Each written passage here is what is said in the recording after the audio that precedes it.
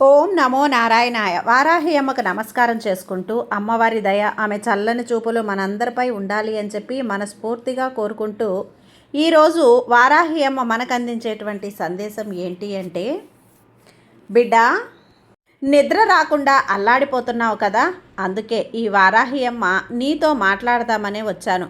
ఒక్కసారి ఈ తల్లి చెప్పేది వింటే నీకు హాయిగా నిద్ర పడుతుంది. నీ మనసుకి చాలా చాలా తేలికగా ఉంటుంది. నీలోని కష్టం, బాధ, దిగులు అంతా కూడా పటాపంచలైపోతుందమ్మా. ఒక్కసారి మనసు పెట్టి ఈ వారాహి అమ్మ చెప్పే మాటలు విను. నీకు అమ్మ ఒక మంచి సందేశం ద్వారా తన మాటలనైతే నీకు వినిపించాలి అనుకుంటుంది. వారాహి అమ్మ సందేశం వినే ముందుగా ఒక్కసారి ఫస్ట్ టైం మన ఛానల్ని చూస్తూ ఉన్నట్లయితే ప్లీజ్ సబ్స్క్రైబ్ చేసుకోండి ఫ్రెండ్స్. వీడియో నచ్చితే కనుక లైక్ చేసి సపోర్ట్ చేయండి. ఇక వీడియోలోకి వెళ్ళబోయే జ్యోతిష్యంలో గొప్ప అనుభవం కలిగినటువంటి గురూజీ సుబ్రహ్మణ్యం రాజు గారు శ్రీ వారాహి అమ్మవారి ఆశీస్సులతో జ్యోతిష్యం చెప్తున్నారు. ఈ గురువుగారు చెప్పింది చెప్పినట్లుగా జరుగుతుందండి. Contact number 7075662225. భార్యాభర్తల మధ్య గొడవలు, విదేశీ ప్రయాణం ఆలస్యం అవటం, ప్రేమ, పెళ్లి, సంతానం లేకపోవటం, కోర్టు సమస్యలు, గృహము మరియు కుటుంబ సమస్యలు, ధనం నిలకడగా లేకపోవటం, నమ్మిన వ్యక్తి మోసం చేయటం, స్త్రీలకు పురుషులకు సంబంధించిన గుప్త సమస్యలు ఎటువంటివైనా రోజుల్లో పరిష్కారం చేయబడును. మీరు ఎంతోమంది దగ్గర జ్యోతిష్యం మరియు పరిష్కారాలు చేయించుకొని నిరాశ చెంది ఉన్నట్లయితే ఒక్కసారి ఆదికొండ దేవతలైన కోయరాజు గారికి కాల్ చేయండి. కోయ గురూజీ గారు కొండదేవత పూజారి సుబ్రహ్మణ్యం రాజు గారు. Contact number 7075662225. మా జీవితంలో కూడా ఎన్నో మార్పులు జరిగాయండి, కాబట్టే నమ్మకంగా చెప్తున్నాను. జై వారాహి అమ్మ. ఇక వీడియోలోకి వచ్చేస్తే, బిడ్డ, పగలంతా కూడా నీ పనులతో నీ మనసు చాలా తిప్పి ఎట్లాగో సమాలిస్తావు. చేదు చేదు జ్ఞాపకాలను నీ మనసులో ఉన్న భయాన్ని పక్కన పెట్టి అలా నీ మనసుకు నువ్వే ధైర్యం అనేది చెప్పుకుంటూ ఉంటావు. ఇలా రోజులు గడిపేస్తున్నావు, కానీ రాత్రి సమయంలో నీ వల్ల కావడం లేదమ్మా. పడుకుంటే ఆలోచనలతో నీకు తెలియకుండానే కన్నీరు అనేది కారిపోతూ ఉంది. నువ్వు అన్నీ మర్చిపోదామని కళ్ళు మూసుకున్నా సరే నీకు జ్ఞాపకాలు, చేదు జ్ఞాపకాలు, నువ్వు పడ్డ అవమానాలు అన్నీ నీకు గుర్తుకొస్తున్నాయి. కళ్ళ ముందే మెదలాడుతూ ఉన్నాయి. నువ్వు ఏదైనా సరే మర్చిపోవాలి అని అనుకుంటావో అవే విషయాలు నీ కళ్ళ ముందు కనిపిస్తున్నాయి. ప్రశాంతత లేదు, నిద్ర లేదు.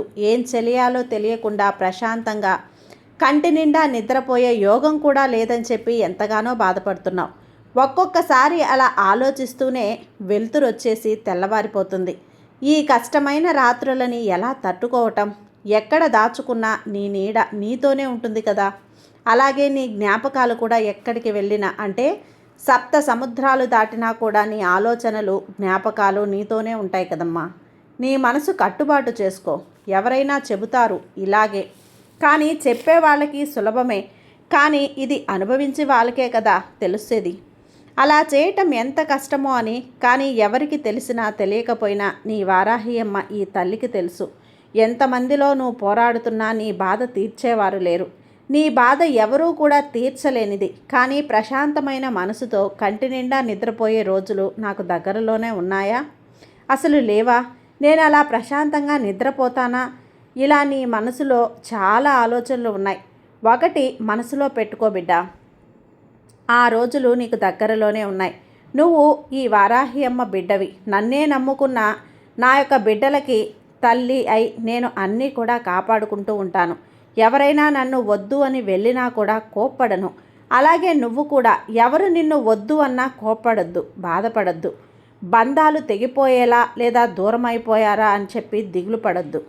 బంధం దూరం కాకపోవచ్చు, దగ్గర అవ్వచ్చు, దగ్గర కాకపోవచ్చు. అలా అని వాటికి కుంగితే ఇలాంటి ప్రేమ బంధాలు ఇక్కడ నిరంతరం కాదమ్మా.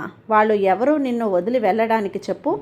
నీకంటూ ఒక జీవితం ఉంది, నీకంటూ ఒక ఆలోచనలు ఉన్నాయి. అలాంటి ఉన్నప్పుడు ఎవరో నిన్ను తిరస్కరించారని, ఎవరో నీకు దూరం అయ్యారని చెప్పి నీ ఆనందాన్ని చేజేతులారా నువ్వే దూరం చేసుకుంటావా? బిడ్డ, ఈ వారాహి తల్లి నేనున్నానమ్మా. నీ కష్టాలు, బాధలు నాతో చెప్పుకుంటున్నావు కదా, ఇక దిగులెందుకు నీకు? నా బిడ్డ ఎవరి దగ్గర చేయి చాచడం నాకు నచ్చదు. ఎవరు పిలిచినా పరిగెత్తుకుని వెళ్ళొద్దు. వాళ్ళకి వంగి వంగి నమస్కారాలు చేయొద్దు. నీ అవసరం కోసం, వాళ్ళ కోసం వాళ్ళ అవసరం కోసం నిన్ను పిలుస్తారు, వాళ్ళ అవసరాల కోసం నిన్ను వాడుకుంటారు. నీపై ప్రేమతో మాత్రం కాదని గుర్తించు. అలాంటి సందర్భంలో ఈ వారాహి అమ్మ చాలా కష్టాలు అందరికీ నువ్వు వంగి వంగి నమస్కారాలు చేసుకుంటే నా మనసు కష్టపడుతుంది తల్లి. నీ తల్లిగా నాకు బాధగా ఉంటుంది, ఖచ్చితంగా బాధగా ఉంటుంది. అలా ఎప్పుడూ చెయ్యొద్దు. ఎవరి దగ్గర నువ్వు తక్కువ కావటం నాకు ఇష్టం లేదు. నిన్ను ప్రేమతో అభిమానించే అలాంటి వారికి నువ్వు నిజాయితీగా ఉండు చాలు. అలాంటి సందర్భం నీకు చాలానే వస్తూ ఉంటాయి, కానీ నువ్వు గుర్తించవు. నీపై ప్రేమతో ఎవరున్నారో నువ్వు తెలుసుకోలేవు. అలా తెలుసుకొని మసులుకుంటే నీకంటూ నమ్మకమైన మనుషులు చాలామందే ఉంటారమ్మా. ఎలాంటి సందర్భాల్లో కూడా, కొన్ని సందర్భాల్లో నీ వారాహి అమ్మ కూడా నిన్ను చూస్తే కష్టం అనిపిస్తుంది. ఎన్ని కష్టాలు పడ్డావో, బాధలు దిగమింగావో అన్నీ నాకు కష్టంగా ఉంటుందమ్మా. వాటన్నింటికీ ఫలితం నీకు మంచి అద్భుతం జరగబోతుంది తల్లి. నీకు నీ నీడగా ఈ వారాహి అమ్మని ఉన్నాను కదా, జరుగుతుంది బిడ్డ, తప్పకుండా జరుగుతుంది. అలా ఎదురు చూస్తూ ఉన్నావు, ఎదురు చూసి అలసిపోయావు, కానీ తప్పకుండా జరుగుతుంది. ఇది వారాహి అమ్మ నీకు ఇస్తున్నటువంటి సత్య ప్రమాణ వాక్కు. బాగా గుర్తుంచుకో. ఇక నువ్వు గడిచిపోయినటువంటి కాలం ఒక్కసారి గుర్తు తెచ్చుకో. అనుకోని విధంగా నువ్వు కోరిన కోరికలు ఎన్నిసార్లు నెరవేర్చి పెట్టాను అని గుర్తు తెచ్చుకో తల్లి. అప్పుడు సంతోషాన్ని నాతో కూడా పంచుకున్నావు కదా. నేను కటిక కష్టాల్లో చూస్తున్నాను అని నా దగ్గర ఎంతో బాధపడినప్పుడు ఆ కష్టాల ఊబి నుంచి నేను బయటికి తెచ్చానా లేదా? కాబట్టి దేనికి నువ్వు దిగులు పడాల్సిన అవసరం లేదు. ఎవరికి నువ్వు వంగి వంగి నమస్కారాలు చేయాల్సిన అవసరం అంతకన్నే లేదు. ఎవరో వస్తారు, ఏదో చేస్తారు అని ఎదురు చూస్తూ ఉంటే నీ జీవితం నువ్వు జీవించలేవు. నువ్వు ఒక్కనివే ఇక్కడ ఈ కష్టాలు చూస్తున్నావని అనుకోవద్దు. అందరూ కష్టాలు పడుతున్నారు, అందరూ బాధలు పడుతున్నారు. మరి ఎందరూ తీర్చలేని కష్టాల్లో మునిగిపోయి ఉన్నావు కూడా. ఆనందంగా ఉండు. ఎందుకు నువ్వు ఇలా బాధపడతావు చెప్పు? ఈ వారాహి అమ్మకి నువ్వు ఎంతో ప్రియమైన బిడ్డవు కదా. ఉన్నదానిలోనే సంతృప్తిగా ఉండు. నేను కూడా అదృష్టవంతున్నే, నాకు కూడా అదృష్టం పట్టబోతుంది, నేను కూడా గెలుస్తాను, నాకు జయం తప్పక వస్తుంది అని గట్టిగా అనుకో.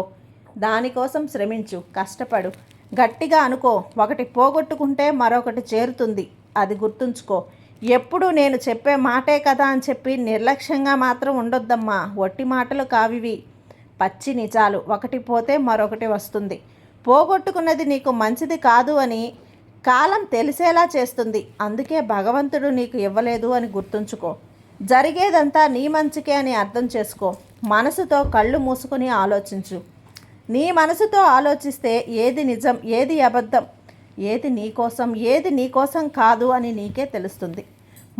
మనసులో బాధ పెట్టుకొని పైకి సంతోషంగా ఉండటం కష్టమైన విషయమే, కానీ సంతోషంగానే ఉంటే అది కష్టమేమీ కాదు బిడ్డ. కాబట్టి నిద్ర లేకుండా కన్నీరు కార్చడం మానేసి సంతోషంగా ఉండు. ఏం చేసినా జరిగేది జరుగుతుంది అని అర్థం చేసుకో.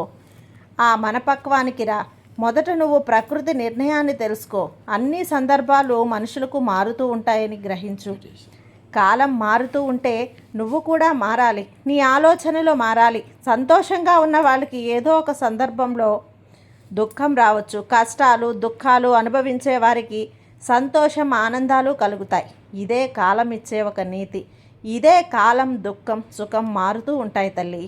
కష్టమే చూడలేదు, సంతోషంగానే ఉన్నాను అనేది ఎవ్వరికీ జరగదు.